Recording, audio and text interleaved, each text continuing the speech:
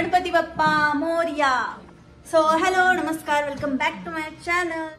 स्वागत आहे सर्वांचं माझ्या एका नवीन आणि छान अशा ब्लॉगमध्ये। तर आज आहे 7 सप्टेंबर, गणपती बाप्पांच्या आगमनाचा दिवस, यस गणेश चतुर्थी। आणि आजपासून गणपती बाप्पा विराजमान होणार आहेत आपल्या स्थानावर, प्रत्येकाच्या घरोघरी आणि मंडळांमध्ये, सार्वजनिक मंडळांमध्ये सुद्धा। तर आम्ही सुद्धा चाललो आहोत गणपती बाप्पांना घ्यायला। तर यावर्षी म्हणजे मागच्या वर्षीप्रमाणेच आम्ही यावर्षीही म्हणजे आमच्या शेजारी गणपती बसवणार आहेत। तर त्याच निमित्ताने आम्ही गणपती बाप्पांना घ्यायला निघालेलो आहोत आणि हे इकडे आम्ही पोहोचलेलो आहोत, जिकडे गणपती बाप्पांचा भव्य दिव्य असा मंडप आहे आणि छोटे छोटे क्यूटसे असे गणपती बाप्पा तिथे आहेत, ज्यांना आपण घरी घेऊन येणार आहोत। त्यापैकी एक गणपती बाप्पा, छानसे असे गणपती बाप्पा आपण घरी घेऊन येणार आहोत। तर त्यासाठीच आम्ही इकडे आलेलो आहोत आणि आता ऋतूच्या हस्ते हे सगळं काम होत असतं। म्हणजे गणपती बाप्पांना घेऊन येण्याचं काम, त्यांना स्थापन करण्याचं काम हे ऋतूच्या हस्तेच होत असतं। ऋतू कोण आहे तुम्ही सगळे ओळखता, आमचे शेजारी आहेत, तर त्यांची मुलगी आहे। ओके, सो म्हणजे ज्यांना माहिती नसेल त्यांच्यासाठी सांगते आहे। सो तुम्ही पाहू शकता इतक्या सुंदर सुंदर, आणि मुळात म्हणजे गणपती बाप्पांची जी मूर्ती असते ना ती खूप म्हणजे अशी क्यूट असते आणि बाल गणेश वगैरे, तर ही मूर्ती मला सगळ्यात जास्त आवडली होती तिथे। सो खूपच मस्त आणि क्यूट वाटली होती। सो आत्ता आम्ही निघालेलो आहोत घरी। तर चला तुम्ही पण आपण करूया गणपती बाप्पांची स्थापना। गणपती बाप्पा मोरया।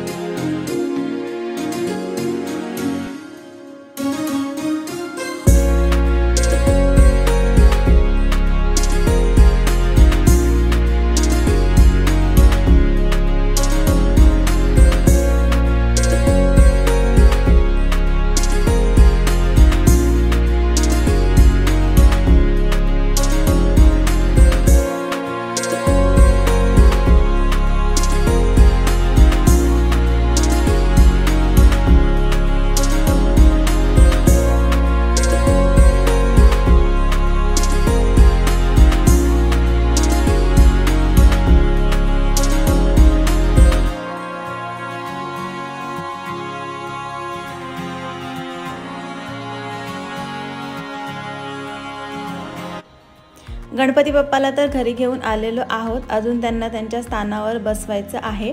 तर म्हटलं त्याआधी जे काही मुलांनी डेकोरेशन केलेलं आहे, ऋतू, आरशी, ताईंनी मिळून, सगळ्यांनी मिळून जे काही डेकोरेशन केलेलं आहे ते म्हटलं दाखवू। तर केदारनाथचा देखावा त्यांनी केलेला आहे आणि खूप छान केलेला आहे, खूप मेहनत घेतलेली आहे। दिसायला जरी छोटं दिसत असलं तरी त्यामागे मेहनत खूप आहे। सो अशा प्रकारे काहीसं हे डेकोरेशन केलेलं आहे आणि आता फायनली आपण गणपती बाप्पांना त्यांच्या स्थानावर बसूया।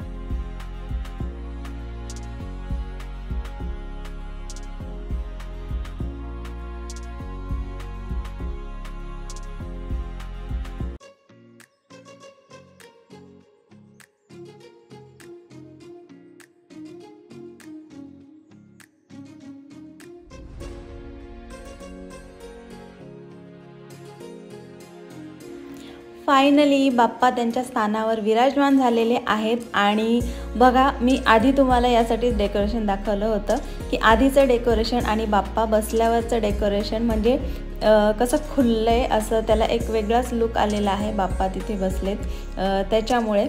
सो एवढं सगळं डेकोरेशन, एवढा सगळा अट्टाहास त्यासाठीच असतो की बाप्पांची मूर्ती तिथे स्थापन केल्यावर त्या जागेला एक वेगळंच छान असं महत्त्व प्राप्त होतं आणि ते खूप सुंदरसुद्धा दिसतं। तर असं आहे। आणि मग आम्ही पहिली आरती करून घेतलेली आहे सर्वांनी।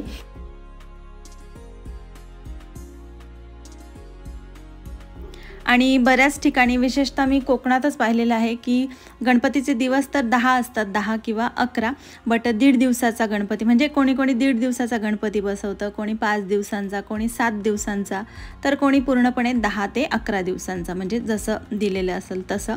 बट इकडे मी नाशिकमध्ये फारसं असं काही पाहिलं नाही की 1.5 दिवसांच्या गणपतीचंच विसर्जन झालेलं आहे. 5 दिवसांचा असतो, बट 1.5 दिवसांच्या गणपतीचं विसर्जन झालेलं मी कुठेही पाहत नाही किंवा पाहिलेलं नाही, अजून माझ्या माहितीत तरी नाही आहे किंवा ओळखीत नाही आहे. तर सांगायचा उद्देश एवढा की पूर्ण 10 दिवस हा सोहळा उत्सव साजरा केला जातो आणि तसाच इथेही असणार आहे या घरीसुद्धा. आणि आमच्या शेजारीच आहे, त्यामुळे आम्हाला असं वाटतं की आमच्याकडेच, म्हणजे आमच्या घरीच गणपती बसले की काय असं आम्हालासुद्धा वाटतं. इतकं उत्साहाचं आणि छान असं वातावरण असतं सकाळ संध्याकाळ आरती वगैरे. सो खूपच छान आणि मस्त वाटतं. तर बाप्पांचे मोदकही मी करणार आहे छान छान, तोही व्हिडिओ मी लवकरच तुमच्यासाठी घेऊन येईल. हा व्हिडिओ कसा वाटला तेही सांगा, छान वाटला तर नक्कीच लाईक, शेअर आणि कमेंट करा. ओके, सो असं छान छान आता आणि उत्साहाचं वातावरण 10 दिवस राहणार आहे. पुन्हा सर्वांना गणेश चतुर्थीच्या खूप साऱ्या शुभेच्छा. गणपती बाप्पा मोरया, सगळ्यांच्या मनातल्या इच्छा पूर्ण हो अशी बाप्पाचरणी प्रार्थना. Bye bye.